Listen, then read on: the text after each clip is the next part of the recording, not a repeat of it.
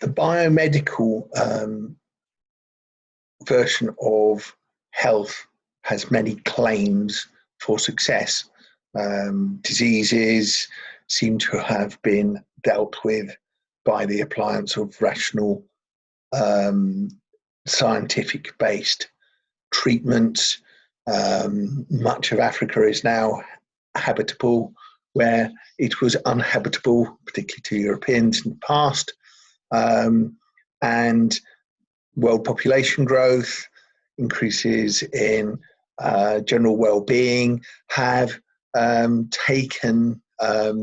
claimed, as it were, as the advances of modern medicine. And in fact, this idea of science, and again, turning to the modernist or modernity idea of science providing the cure for all, is out there, and it is an assumption behind a lot of Western approaches to medicine. However, critical sociologists have challenged this basis of claim, and they would suggest that instead of advances in medical science, the increased well-being of the global population could be put down to other factors, such as improvements in agriculture and farming, meaning that people now have enough food to eat, one of the drivers of ill health in the past. That health and safety and workplace regulation are in place to prevent more accidental deaths, and that we have such a thing as family planning. So we no longer have large families which stretch healthcare provision and allow the resources we have to be focused on a smaller number of people. This is the idea of refuting the idea that medical science has conquered all before it. The other criticism is because of the way in which causes are isolated, targeted, and dealt with, the solutions tend to be short-term, not long-term. They tend to be a matter of tiding the patient over rather than dealing with the underlying causes. If you like, they deal with the symptoms and not the thing that's driving the problem.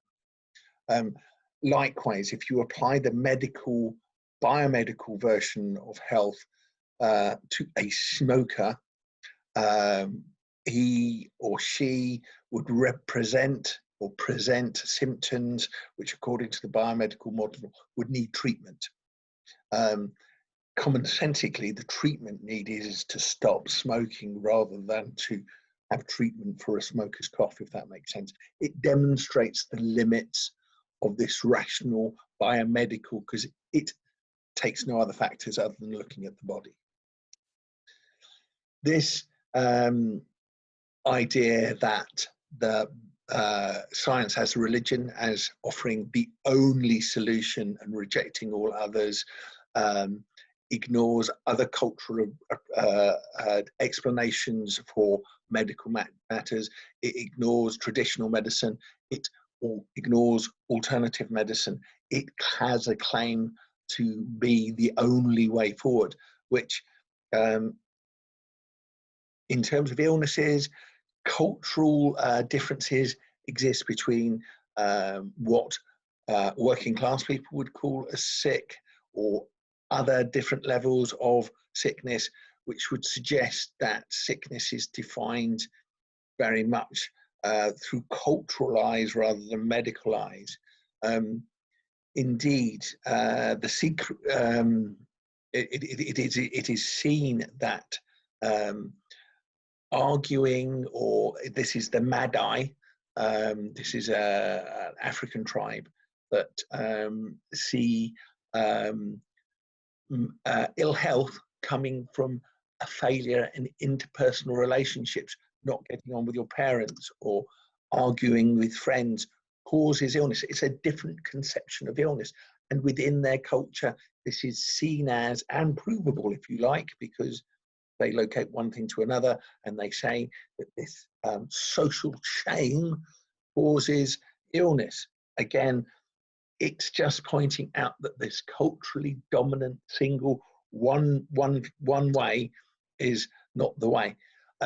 Another study demonstrates that in an interview with mothers, not medically qualified mothers, not mothers who have degrees in medicine or are imbued with the scientific medical knowledge, that their commonsensical explanations for routine illness and disease were as accurate as those put forward by the so-called medical professionals. This is the idea of suggesting that there is more than one way, and that this cultural dominance is potentially damaging for